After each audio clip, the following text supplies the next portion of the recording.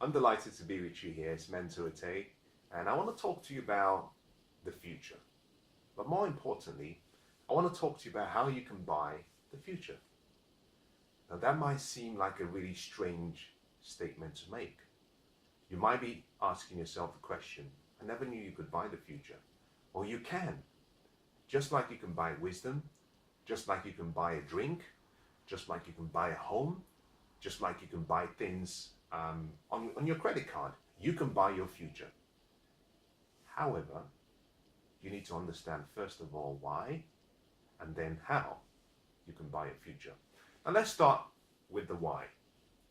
I love the question why, because why gives you meaning. It gives you a reason. It gives you a purpose for what you're doing. And I've found from experience that your purpose is more important than the activity itself. It's more important than what you achieve. I love what Nietzsche says. He says, if you know the reason for anything, if you know the why for anything, you can achieve almost anyhow. And that is simply because why gives how and what true meaning.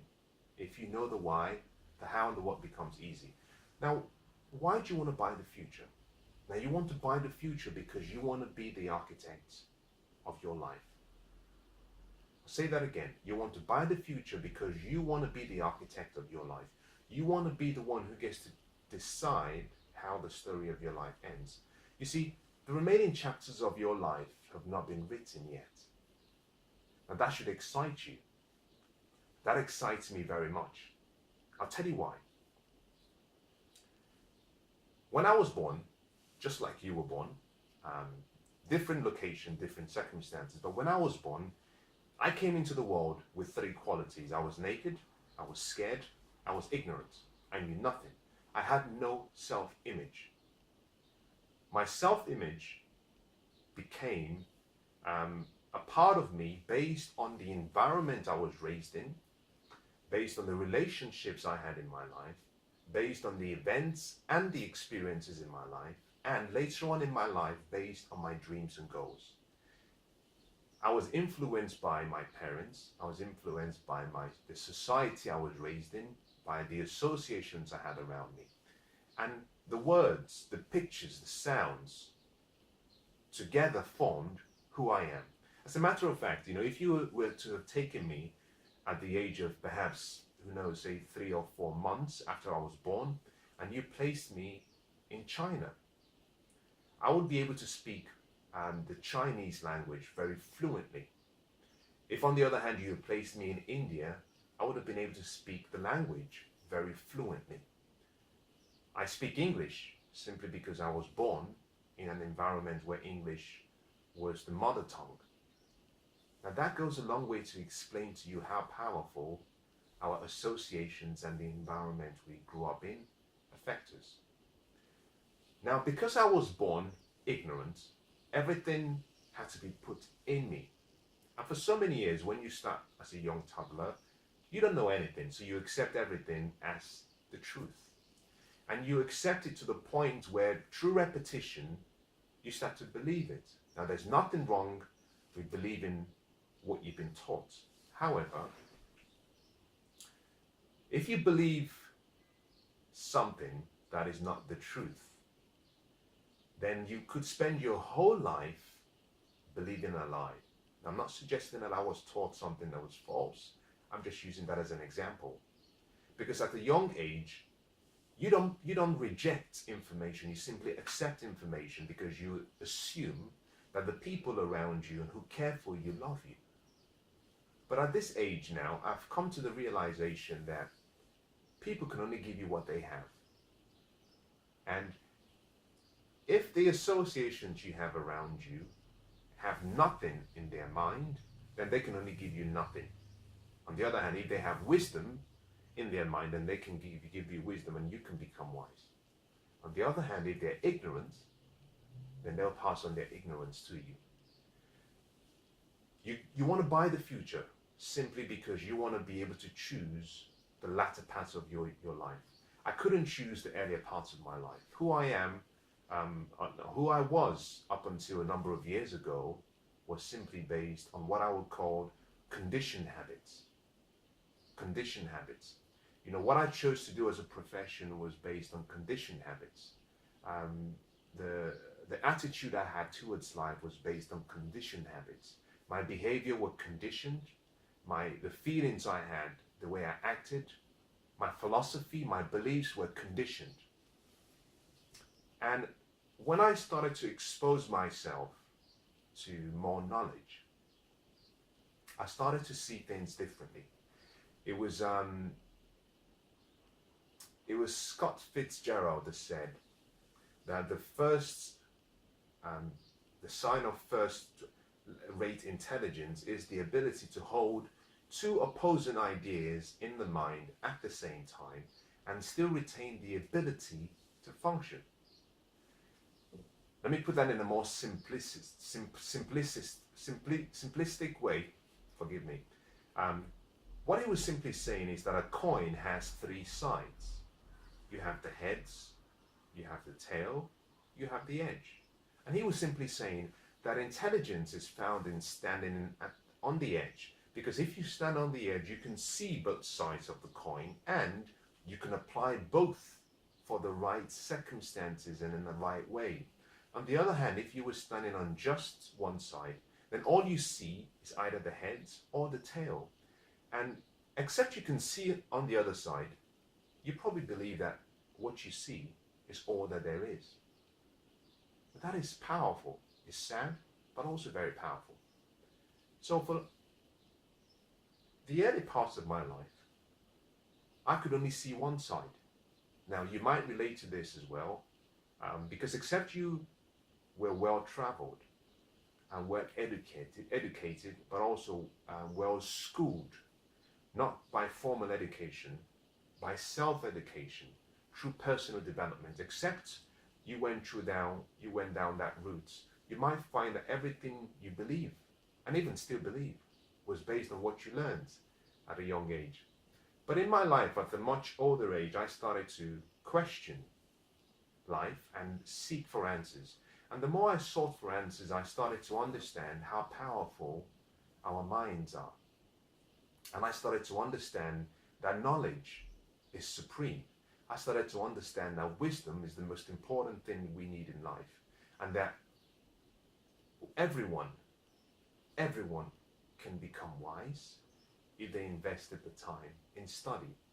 The more I studied, the more I understood the importance of wisdom and how all of the pain I'd experienced in life wasn't down to bad luck or fate. It wasn't down to destiny. It was simply because of a lack of wisdom. It was because of a lack of knowledge. I just didn't know a few things, and as a result, I acted from ignorance. Now, ignorance is not a problem because we are all ignorant in a particular area of life. The problem comes when we remain ignorant or when we choose not to accept the truth. So you want to buy the future because the future is yet to come. The past is gone. You're sharing this with me. You're never going to get it back. I'm never going to get it back. But the future, we get to choose. You see, all of the mistakes you've made so far in your life, you pay the price for. What happens in the future, you and I, we get to choose. You buy the future not with money, not with currency. You know, you can't pay for life. You can't pay for time. You don't buy the future with gold or silver or coins or whatever the currency of the realm, depending on where you're watching from. No, you don't do that. You buy the future with your imagination. You buy the future with your vision. You see, when you look through your eyes and you look around where you are right now, we call that sight. Your eyes gives you sight. So sight is a function of using your eyes. But you don't only see through your eyes. As a matter of fact, you see better through your mind. We see through our mind, and when we do that, we call it vision. You know, Helen Keller, who was such a remarkable lady, she was blind. And one day she was asked the question, what could be worse than being blind all of your life? Now, her answer was so classic and so beautiful. She said, having sight, but no vision. See, vision is so important in buying the future. If you can connect with your mind, now I touch my head, but I don't mean to suggest that your mind is up there. You see, your mind is simply an activity. That's your brain, not your mind. That's your brain. Your mind is an activity. Yes, it's the mind. You might argue that, but my hand is the mind. It's an activity. All of me is mind. Mind is also outside of me. We have what we call supreme intelligence, which the world operates by, but also we have intelligence in our minds.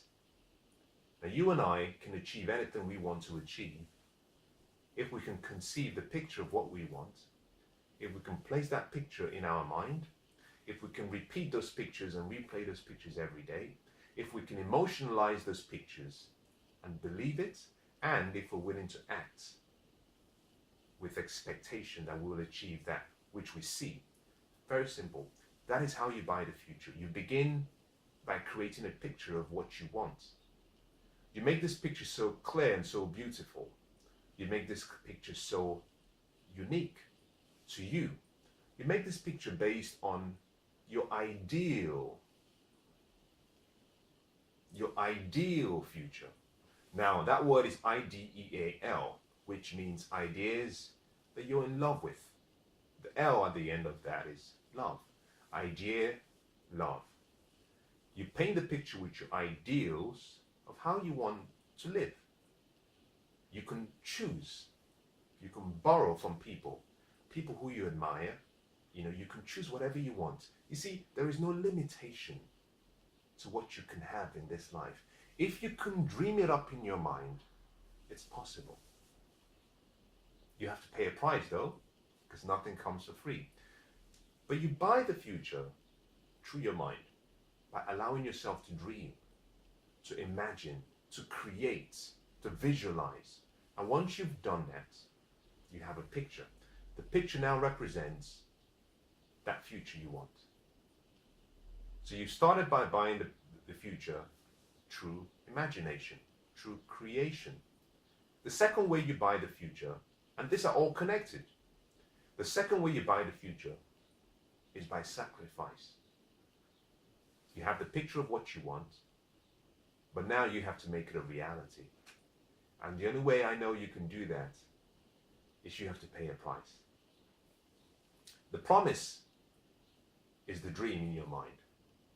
The price are the sacrifices you have to make, the work you have to do, the labor that you have to go through, the focus, the dedication, the persistence, the grit you have to show, the continuous and constant never-ending improvement you must apply in your life. You have to pay the price. You see, the price for that future you have has to be paid in full. You don't get it on credit. Unfortunately, the future cannot be bought on credit. It has to be paid for in full, and it has to be paid for in advance. You see, we live in a society now where we believe in consuming now. Simply charge it on a credit card. You don't have the money, but you can put on a credit card and you can have it. I call that the instant gratification psychology. Unfortunately, you cannot buy the future that way. You can dream it up, but for that future to become a reality, you have to pay a price. You must pay a price in full. You must pay the price in advance. And once you've done that, the promise is guaranteed. And that is so simple. That's all I was going to share with you today. How you can buy the future. Now, I started by talking about the why. And I switched halfway through and I started talking about how. But let me conclude by taking you back to your why. I think it's the best way to end this conversation with you. And I want to just say before I continue how grateful I am that you've invested this time just to listen to what I have to say. Share it with other people. If you like what you've heard, subscribe to my channel, connect with me, I want to know what you think. I want to know who you are. I want to know where you are in life. I want to know what your dreams are. I want to know what you want in the future. I want to know why you want to buy the future as well. But let me conclude with making some statements about the why. I've talked about how you can buy the future. I said you have to dream it, and then you have to sacrifice and pay the price. Really that simple. As a matter of fact, H.L. Hunt, who was once the wealthiest man in the world, was asked the question, what is the key to success? And he said that there are 3 keys to success. He says, number 1, decide what you want. Very simple. Number 2, he said, determine the price you have to pay for what you want. And finally, number 3, he said, resolve and pay the price. Really that simple. These are very, very basic statements, but they're very profound in their ability to radically change who you are and change your life. You see, your future has not been written yet. Part of the reason you want to buy the future is because you want to be the one writing it. Now, if you have a journal, I want you to write that down. We're talking about the why. The first reason why you want to buy the future is because you want to be the one who gets to write the future. You want to be the one who gets to write how the story ends. I often have a question I ask people, and I want to ask you that question. How would you want to be remembered 100 years from now? That's a very important question. Interestingly, your answer to that question identifies how you define success. So, I want you to start by saying to yourself, I want to buy the future because I want to be the one who gets to write my legacy. I want to be the one who gets to write my legacy. As a matter of fact, I want you to think about your last days. And that's a scary thought for many people, but it shouldn't be. I like to ask that question because it helps you change your focus on how you're living in the present. It makes you start to see the brevity of life and start to see more of the beautiful things about life rather than worrying about things that are unnecessary and almost irrelevant. But you want to start by buying the future so you can write the end of the story. Very important. Secondly, you want to buy the future so you can choose your legacy. You want to choose how you're remembered. You want to choose what you live, not for people alone, but also what you live in people, through words. And the third reason why you want to buy the future is because you want to see how you can contribute to making the world a better place before your journey is up. We're all here for a reason. We're all here on a journey. We all have a contribution we can make. And every day, we all have a duty to make that contribution. But if you can buy the future, then you can start living that future in the present, which is what I'm going to talk about next. And through your actions, you can start to live well and live right. The fourth reason you want to buy the future is so you can spend it today. You don't want to save the future, you want to buy the future and spend it today. Now you do that simply by, once you've identified the image, you've identified the picture of who you want to be, you can just start living as though it were already real. As a matter of fact, I love what one very inspiring mentor of mine said.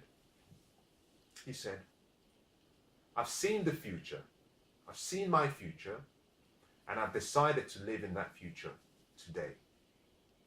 So powerful, I have to say that again.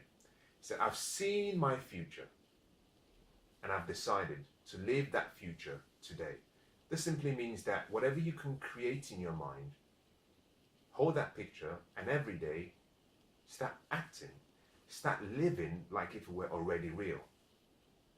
So you buy the future so you can make sure that you get to live the future. Interestingly, if you were to go to a really